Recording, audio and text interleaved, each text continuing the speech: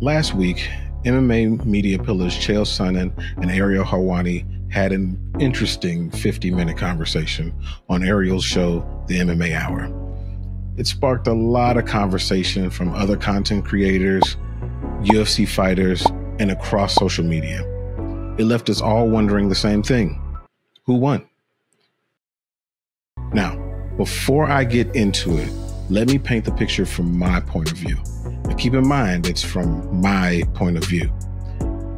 I realize that other people see things a different way, and I encourage that.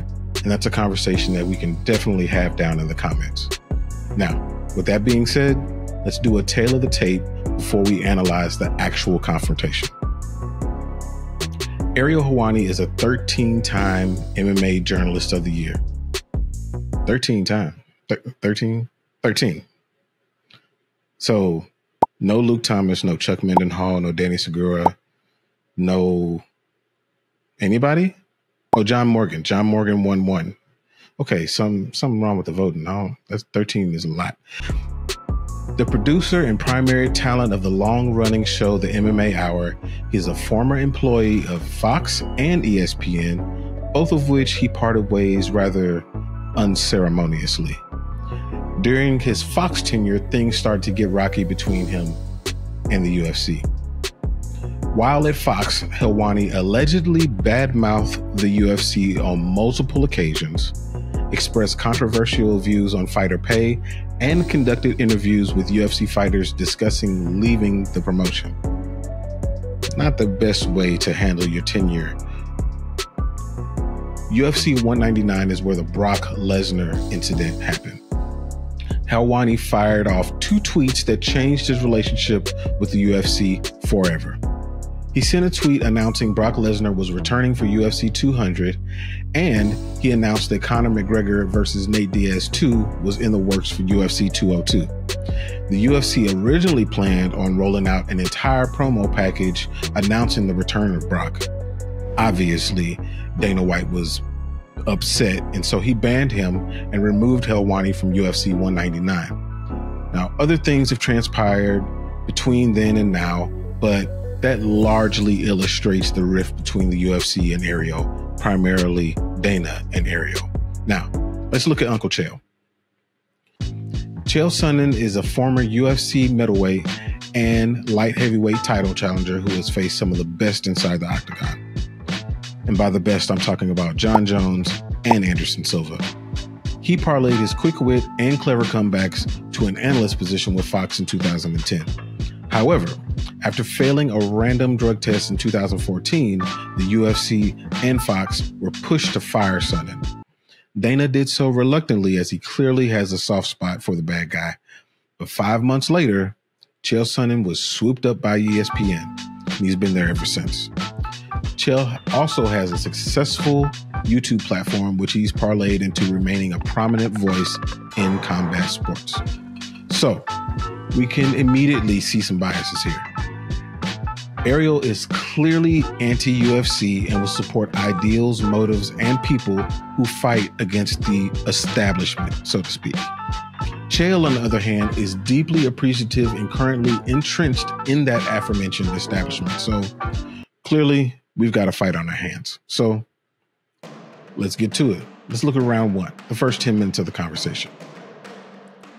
Ariel clearly had an agenda as he started off with the statement, "I can't wait to get Chael's thoughts on what transpired this weekend, in particular because of his thoughts going into the event."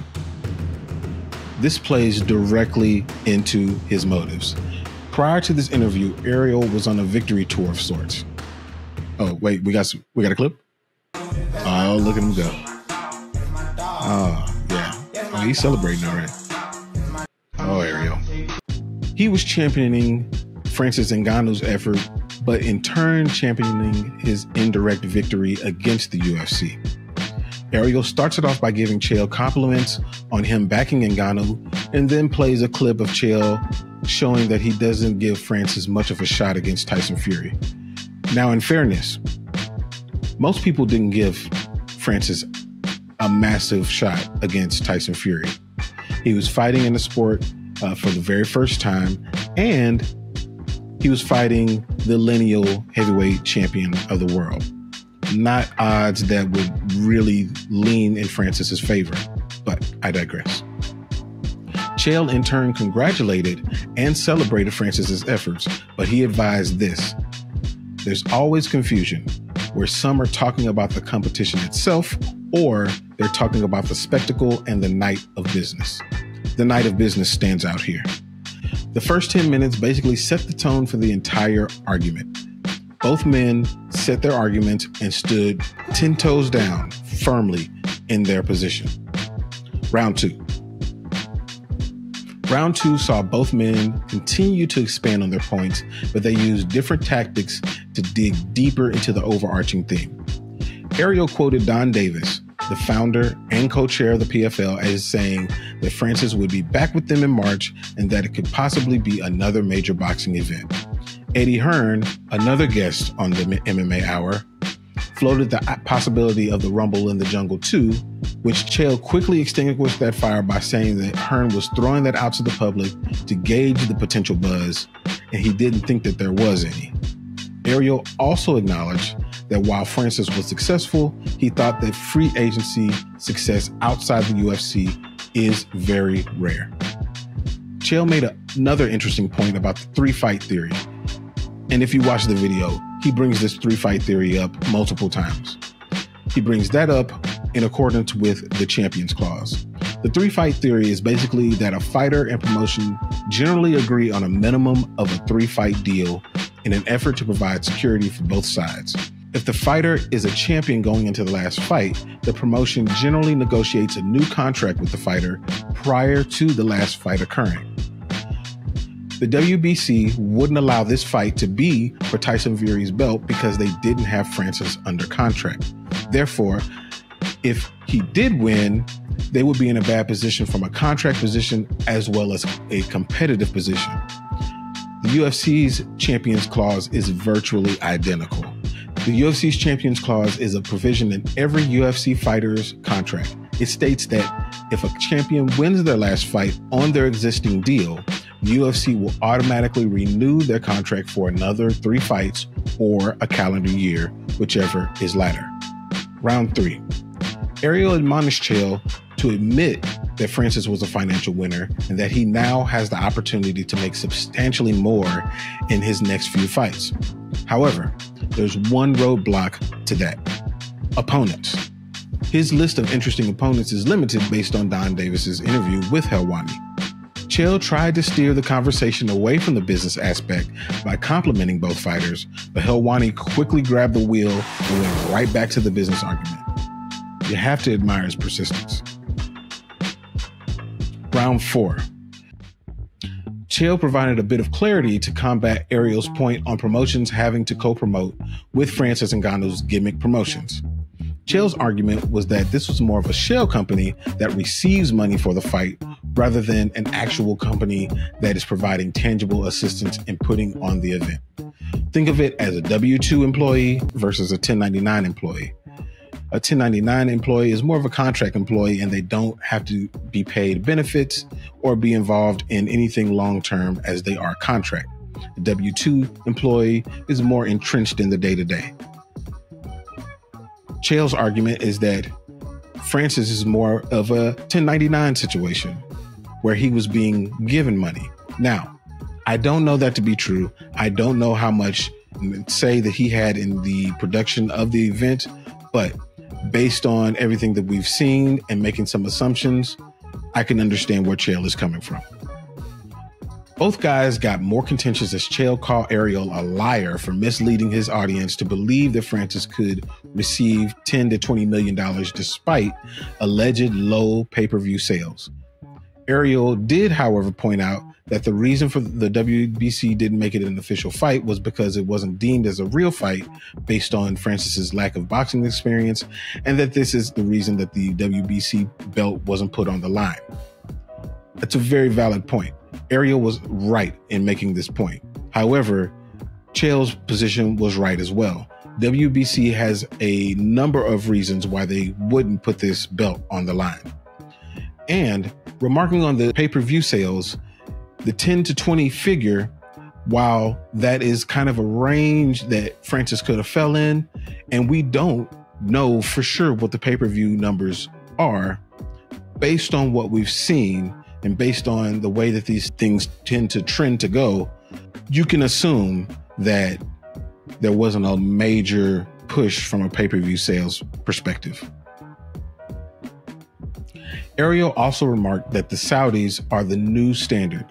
This is true, but there's an underlying issue with that remark.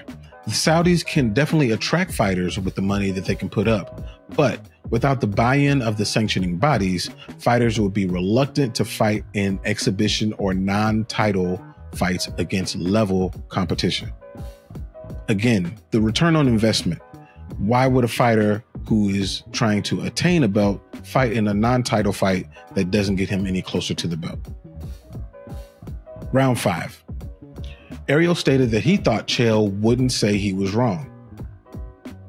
And in fairness, again, to Chael, Ariel was in the same position. They were deep into this debate, deep into this argument, and at this point, nobody was backing down and nobody was going to say that they were wrong. And Chael said that he thought that Ariel wanted to damage the bigger guys that you feel somehow wronged you, which, you know what, partner? They probably did.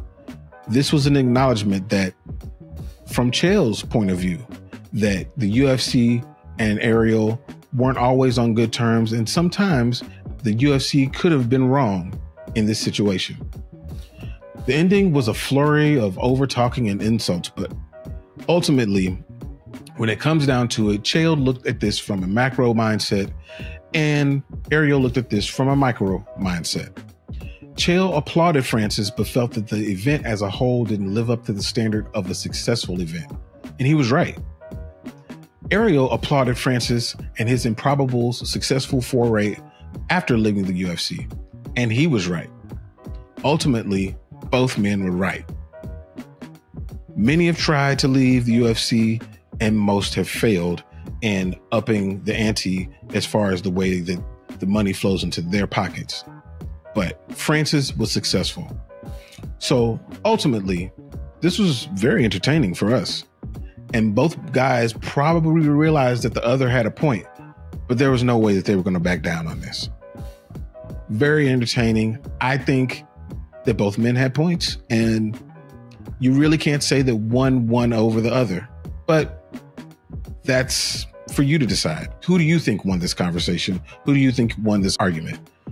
Put the comments down below. Let me know your thoughts. Until next time.